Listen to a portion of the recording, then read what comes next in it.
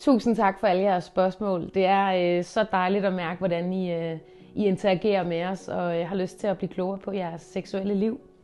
Det spørgsmål, vi har valgt at tage med i dag, det er en, der har spurgt: jeg vil gerne introducere sexlegetøj i mit parforhold, men jeg er bange for, at min kæreste bliver ked af det, hvis jeg gør det. Hvad gør jeg ved det?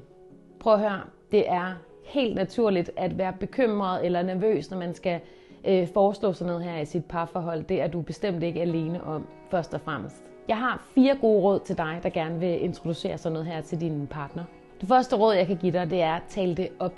Start med at fortælle din partner, hvor meget du elsker jeres sexliv sammen, og den måde, I kan være intime på, og at det netop er derfor, at du gerne vil udforske mere og udfordre jer selv og hinanden seksuelt.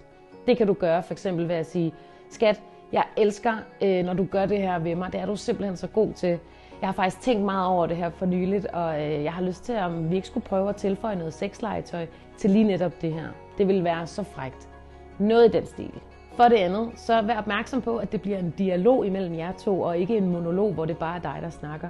Altså, vær åben for at lytte aktivt til, hvad din partner skulle have at sige til det her emne, og spørg eventuelt ind til, om der er noget, som de selv har lyst til at tilføje til sexlivet. Det kan jo lige så vel være, at de også går med fantasier, ligesom du gør. Det tredje, du skal have med i sådan en snak her med din partner, det er tålmodighed. Det er ikke sikkert, at du får det svar, du gerne vil have allerede i dag.